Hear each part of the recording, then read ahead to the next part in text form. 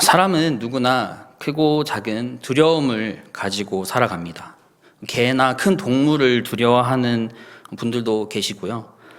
고소공포증이 있어서 이제 흔들 다리나 또 높은 전망대 같은 곳에 올라가면 이제 다리가 후들거리고 또 식은땀이 나는 그런 분들도 계십니다. 그리고 엘리베이터 같이 좁은 공간에 들어가면 숨이 잘 쉬어지지 않고 또 무서워하는 그런 폐소공포증이 있는 분들도 있습니다. 이렇게 개인적인 두려움 또 사적인 두려움이 있다면 모든 사람들이 공통적으로 경험하는 그런 공포도 있습니다. 단순히 좁은 곳, 높은 곳을 무서워하는 그런 두려움에 비해 이런 공포는 유난히 깊고 또 근원적이어서 한번 덮쳐오면 정말 눈앞이 캄캄해지는 그런 공포가 있습니다. 예컨대 가난이 있죠. 가난하게 살고 싶은 사람은 아무도 없습니다. 그래서 가난에 대한 걱정과 두려움은 그 누구도 피해가기 어렵습니다. 특히 요즘은 SNS나 미디어를 통해서 남들이 잘 사는 모습을 실시간으로 볼 수 있기 때문에 나만 뒤처지는 것이 아닌가, 또 나만 가난하게 사는 것이 아닌가, 그런 두려움을 쉽게 경험할 수 있습니다. 그리고 고통에 대한 공포가 있죠. 이 참을 수 없는 고통에 대한 공포는 모두에게 있습니다. 불치병이나 난치병을 앓는 분들은 정말 하나님을 찾을 생각조차 못할 정도로 그런 아픔을 겪기도 합니다. 언제 끝날지 알 수 없는 그런 몸과 마음의 고통은 정말 무섭습니다.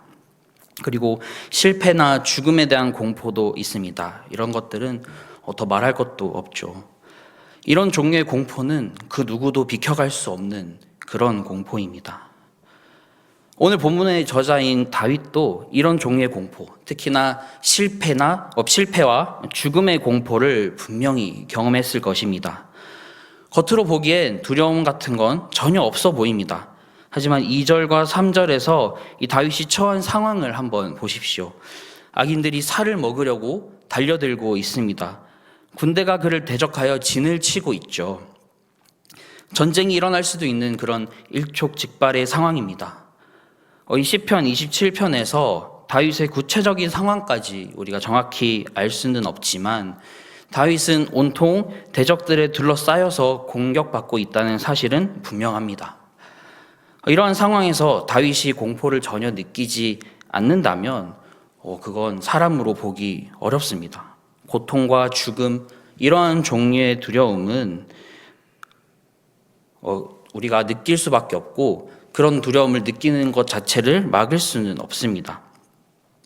아무리 정신력이 강하고 또 단련된 사람이라 할지라도 공포, 또 두려움을 느끼는 것은 어쩔 수 없죠. 억제하고 통제할 수는 있지만 그 감정이 생기는 것 자체는 우리가 어쩔 수 없는 것이죠.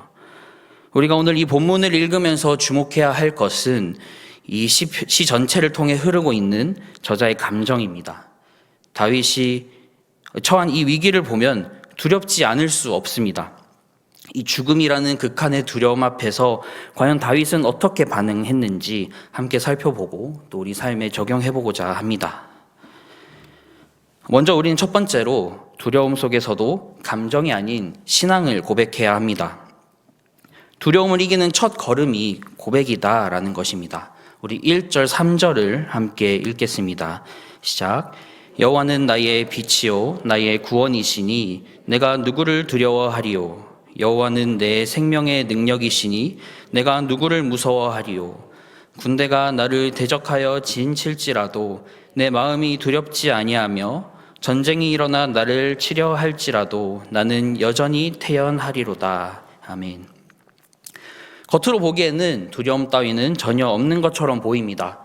내가 누구를 두려워하겠느냐? 내가 무엇을 무서워하겠느냐? 군대가 진을 쳐도 나는 무서울 것이 없다. 이렇게 큰 소리를 치고 있습니다. 정말 두려움이 없어서 이렇게 말하고 있을까요? 아닙니다. 너무 무섭고 또 떨리기 때문에 무섭지 않다고 계속 이야기를 하는 것입니다. 아무리 믿음이 강해서 여호와는 내 능력이시오 내 생명이시다라고 큰 소리 칠 수 있어도 결국 속으로는 두려움에 떨고 있는 한 사람입니다. 아무리 믿음이 강한 사람이라도 이 공포를 완전히 내쫓지는 못한다는 것이죠. 두려움을 완전히 없애지는 못할 수 있습니다. 그러나 하나님이 주신 믿음으로 이 공포를 잘 다루고 또 두려움으로부터 나 자신을 지킬 수는 있습니다. 다윗은 정말 놀라운 믿음으로 신앙을 고백하고 있습니다. 여호와는 나의 빛이요 나의 구원이시니, 하나님은 한 치 앞도 보이지 않는 그런 상황 속에서도 빛을 보여주시는 분이다. 그러므로 내가 누구를 두려워야 하겠느냐? 내 생명을, 내가 죽고 사는 문제를 하나님께서 쥐고 계시는데 내가 누구를 두려워하겠느냐? 이런 말입니다. 2절 3절에서도 자신 있게 오히려 나는 태연하다, 마음이 조금도 동요하지 않는다, 이렇게 말하고 있습니다. 전쟁이 일어났는데 두렵지 않는 사람이 어디 있겠습니까? 이어서 다윗은 하나님에 대한 사랑도 고백하고 있습니다. 함께 4절에서 6절 말씀 읽겠습니다. 시작. 내가 여호와께 바라는 한 가지 일, 그것을 구하리니 곧 내가 내 평생에 여호와의 집에 살면서 여호와의 아름다움을 바라보며 그의 성전에서 사모하는 그것이라.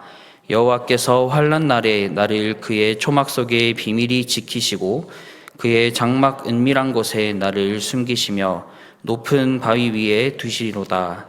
이제 내 머리가 나를 둘러싼 내 원수 위에 들리리니 노래하며 여호와를 찬송하리로다. 아멘.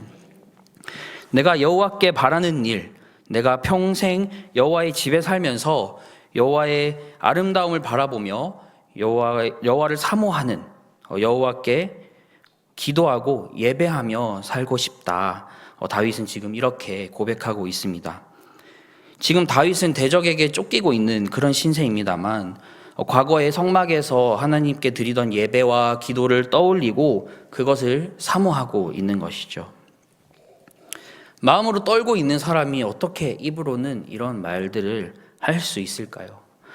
속으로는 너무 무섭고 또 공포에 떨고 있지만 입술은 두렵지 않다고, 하나님을 사랑한다고 고백하고 있습니다. 이것이 거짓말은 아닌가? 모순은 아닌가? 그런 생각이 들 수 있지만 그렇지 않습니다. 왜냐하면 우리가 믿는 것과 느끼는 것은 반드시 일치하지는 않을 수 있기 때문입니다. 지금 다윗의 경우가 그러합니다. 만약 우리가 느끼는 대로만 고백해야 한다면 대적이 포위하고 전쟁이 일어나는 판국에 두렵지 않다라고 말하는 다윗은 우리가 위선자라고 보아야 할 것입니다. 우리가 잘 아는 하박국 선지자도 마찬가지 비슷한 상황에 있었습니다. 하박국 3장 16절에서 전쟁의 소문을 듣고 창자가 흔들리고 입술이 떨린다라고 고백했는데 바로 다음 절인 17절에서는 무화과 나뭇잎이 말라도 여호와로 즐거워하겠다라고 노래하고 있습니다. 우리의 속이 어떠하든, 얼마나 속이 시끄럽든, 어떤 감정을 느끼든 우리는 믿는 바른 선포를 하고 또 신앙을 고백하는 것, 이것이 우리가 예수 믿는 사람의 가장 중요한 특징입니다. 위기를 만나 눈앞이 캄캄할 때 여러분들의 말은 과연 어디에 뿌리를 두고 있습니까? 단순히 감정에만 사로잡혀 있다면 그 말은 아무런 도움이 되지 않습니다. 우리는 그 공포에서 헤어나오지 못합니다. 주님께서는 우리의 감정, 생각을 이미 다 알고 계시지만 이 입술의 고백 자체가 하나님의 능력이 되어서 이 상황을 이겨낼 힘이 됩니다. 하나님은 내 능력, 생명의 능력이시니 내가 누구를 두려워하리요? 이렇게 믿음을 고백한 다윗처럼 우리의 믿음대로 신앙을 고백하시는 성도님들 되시기를 바랍니다.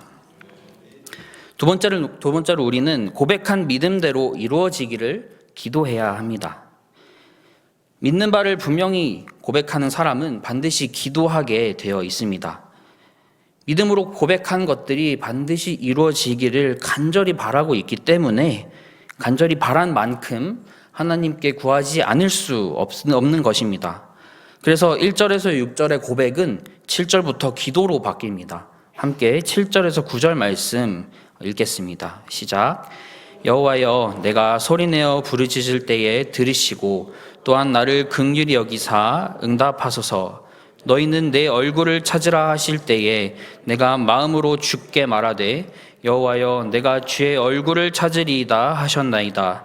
주의 얼굴을 내게서 숨기지 마시고 주의 종을 놓아여 버리지 마소서. 주는 나의 도움이 되셨나이다. 나의 구원의 하나님이시여 나를 버리지 마시고 떠나지 마소서. 아멘. 신앙 고백이 있는 곳에 기도가 있고 신앙 고백이 있기 때문에 기도가 나옵니다. 우리가 기도하고 싶어서 내키는 대로 기도하는 것이 아닙니다. 기도는 우리가 생각해낸 수단이 아니라 하나님의 명령이기 때문에 기도하는 것입니다. 8절에서 내 얼굴을 찾으라 라고 먼저 말씀하신 분이 바로 하나님이십니다. 따라서 그 기도는 명령에 대한 복종이요 믿음의 실천인 것이죠. 8절을 보시면 다윗은 하나님의 명령을 떠올리고 있습니다. 여호와여 내가 주의 얼굴을 찾으리이다. 여호와의 은총과 도우심을 구합니다. 얼굴을 내게서 숨기지 마시고 주의 종을 놓아여 버리지 마소서. 나를 버리지 마시고 떠나지 마소서. 다윗은 지금 하나님께 당신의 종에게 하신 명령과 약속을 떠올리면서 제가 그 약속을 믿습니다. 이루어 주실 줄 믿습니다. 이렇게 고백하고 있는 것입니다. 하나님께서 다윗에게 주신 약속은 사무엘 하에 잘 나와 있습니다. 우리 사무엘 하 7장 8절 9절 말씀도 함께 읽겠습니다. 시작. 그러므로 이제 내 종 다윗에게 이와 같이 말하라. 만군의 여호와께서 이와 같이 말씀하시기를 내가 너를 목장 곧 양을 따르는 데에서 데려다가 내 백성 이스라엘의 주권자로 삼고 내가 가는 모든 곳에서 내가 너와 함께 있어 내 모든 원수를 내 앞에서 멸하였은즉 땅에서 위대한 자들의 이름같이 내 이름을 위대하게 만들어 주리라. 아멘. 하나님의 얼굴이 가리워져서 눈앞이 캄캄하고 아무것도 보이지 않는 그런 상황 속에서 다윗은 내가 너와 함께 있어 내 모든 원수를 멸하리라 라는 하나님의 약속을 기억했고 믿었고 또 그 약속이 이루어지기를 기도했습니다. 이 기도를 뒷받침하는 확신이 10절부터 나오고 있습니다. 내 부모는 나를 버렸으나 여호와는 나를 영접하시리이다. 이 구절은 혹여나 내 부모가 나를 버릴지라도로 해석하는 것이 좋습니다. 여호와께서 나를 영접하시리이다 할 때 이 영접하다는 원어로 품에 거두어들이다라는 뜻을 가지고 있습니다.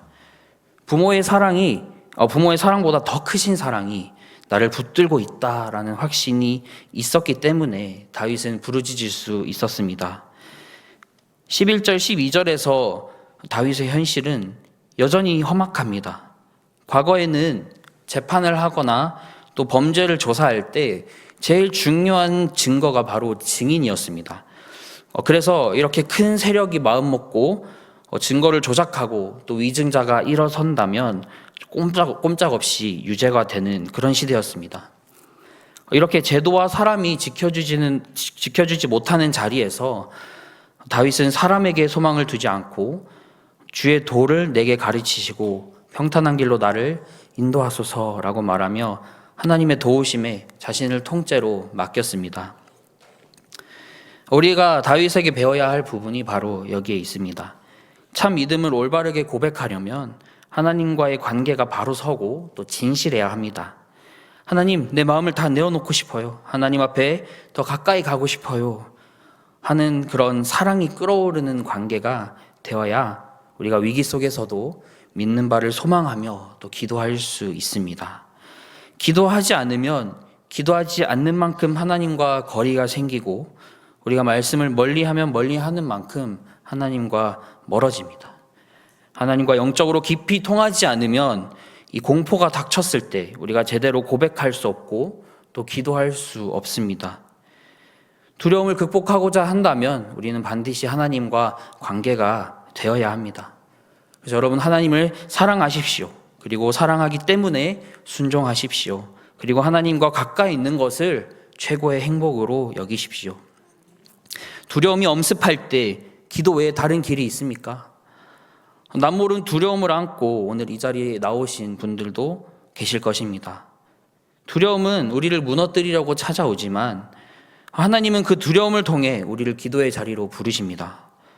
두려움이 몰려올 때가 바로 우리가 부르짖어야 할 때입니다. 그리고 혹시 사람에게 버림받는 아픔을 안고 계십니까? 가장 가까운 사람에게 실망하고 아무도 내 편이 없는 것 같은 그런 외로움 속에서 살고 계시진 않습니까? 이 말씀을 붙드십시오. 부모는 버려도 하나님은 버리지 않으십니다. 하나님은 당신의 자녀를 결코 대적의 손에 넘기지 않으십니다. 이 확신을 가지고 믿는 바가 이루어지기를 소리내어 구하시는 우리 성도님들 되시기를 바랍니다. 그렇게 할 때 아무리 무서운 파도가 휘몰아치더라도 우리는 두려움에 잘 대처할 수 있을 것입니다. 우리가 이렇게 믿음을 고백하고 또 믿는 대로 기도했다면 마지막으로 우리는 하나님의 승리를 확신하며 인내해야 합니다. 확신이란 하나님께서 실제로 기도에 응답하시기 전에 우리가 기다리면서 흔들리지 않는 이 마음의 태도를 말합니다. 하나님께서 응답하시리라 확신하는 그 마음은 우리가 기도의 응답을 미리 내다보면서 체험하는 일종의 축복인 것이죠. 이 확신은 우리가 타고나는 심성에서 오는 것도 아니고요. 상황이 어느 정도 해소되거나 좋아졌을 때 생기는 그런 것도 아닙니다. 기도하는 가운데 하나님께서 주시는 선물입니다. 그러므로 확신은 언제나 기도의 열매로 온다, 이렇게 생각해 볼 수 있습니다. 우리 13절 14절 말씀 함께 읽겠습니다. 시작.